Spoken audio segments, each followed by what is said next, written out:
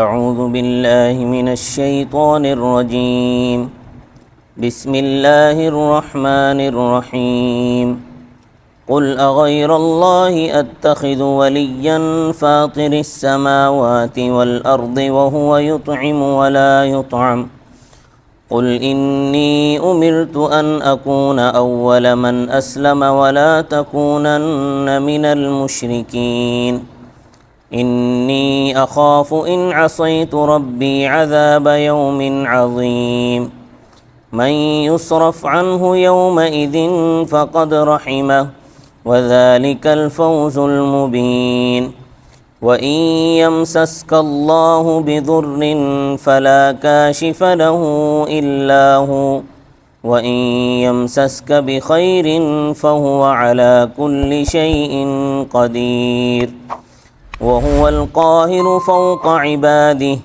وَهُوَ الْحَكِيمُ الْخَبِيرُ صدق اللہ العظیم۔ گزشتہ آیت تھی وَلَهُ مَا سَكَنَ فِي اللَّيْلِ وَالنَّهَارِ وَهُوَ السَّمِيعُ الْعَلِيمُ، اور اللہ ہی کی ملک ہیں وہ چیزیں جو رات اور دن میں قرار پکڑتی ہیں۔ سکن کا مقابلہ ہے، سکنہ کا مقابل ہے تحرک، تحرک یتحرک، یعنی جو چیزیں حرکت کرتی ہیں، دن اور رات میں ہلتی ہیں، حرکت کرتی ہیں، چلتی پھرتی ہیں۔ تو آیت میں یہ بھی مراد ہے کہ ہر مخلوق چلتی پھرتی ہو یا تھمی ہوئی ہو، آرام کرنے کے لیے کسی جگہ پڑی ہو یا سوئی ہو یا رزق کے لیے دوڑ دھوپ کرتی ہو، سب اللہ کی ملک ہے۔ تو اس سے یہ استدلال کیا تھا کہ جو انسان اس دنیا میں چلتے پھرتے ہیں، جب وہ مر کر عالم برزخ میں پہنچ جاتے ہیں، وہاں قرار پکڑ لیتے ہیں، تو وہ بھی اللہ کی ملک ہیں۔ ان کے سانس اللہ سنتے ہیں، ان کے احوال جانتے ہیں۔ اب یہاں سے مثبت پہلو سے توحید کی دعوت دیتے ہیں کہ ایسے ہی اللہ کو کارساز اور دوست بنانا چاہیے، جس نے آسمانوں اور زمینوں کو انسانوں کے فائدے کے لیے پیدا کیا ہے، انسان کو جنت کمانے کے لیے بنایا ہے۔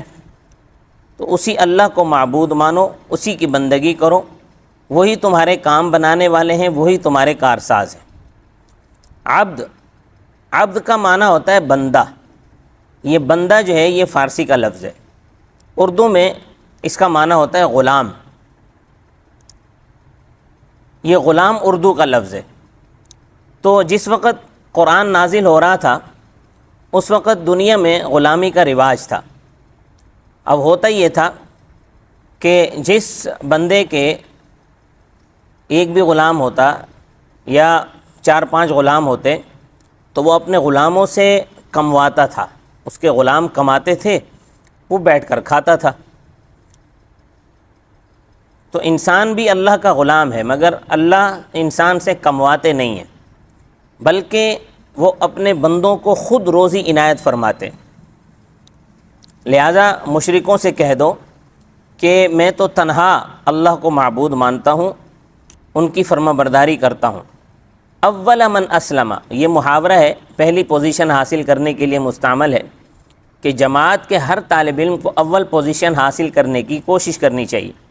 اسی طرح ہر بندے کو ایمان اور اطاعت میں پہلی پوزیشن حاصل کرنے کی کوشش کرنی چاہیے۔ پھر فرمایا کہ تم مشرکین کے زمرے میں شامل مت ہو جاؤ، اللہ معبود برحق سے روگردانی کر کے غیر اللہ کی چوکٹ پر حبہ سائی مت کرو۔ یہ مثبت پہلو سے ایک اللہ پر ایمان لانے کی دعوت تھی۔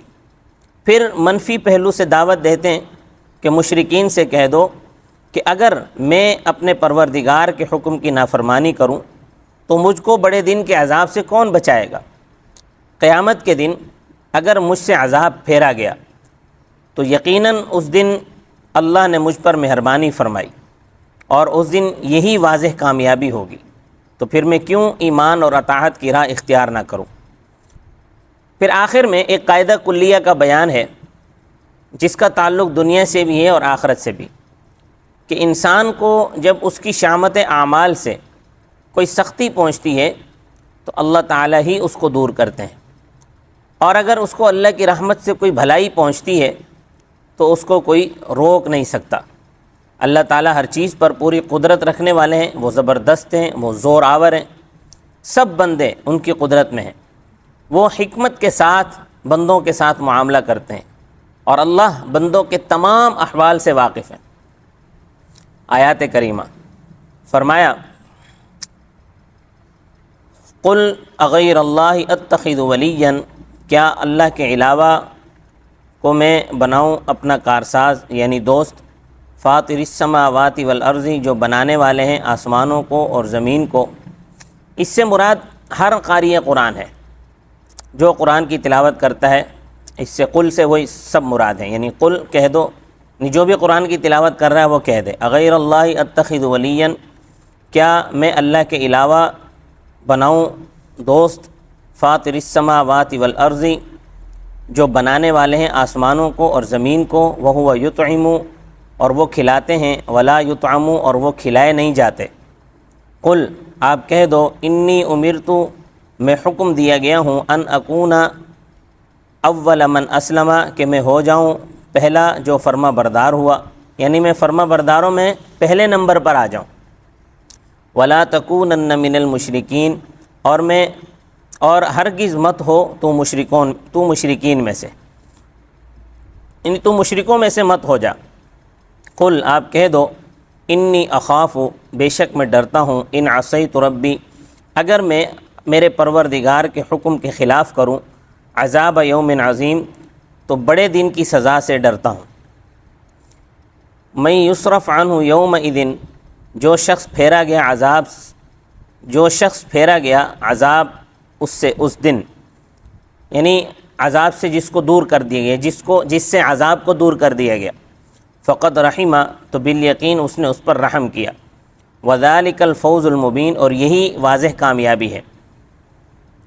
اس دن اگر عذاب کسی انسان سے پھر جائے تو یہ سب سے بڑی کامیابی ہوگی۔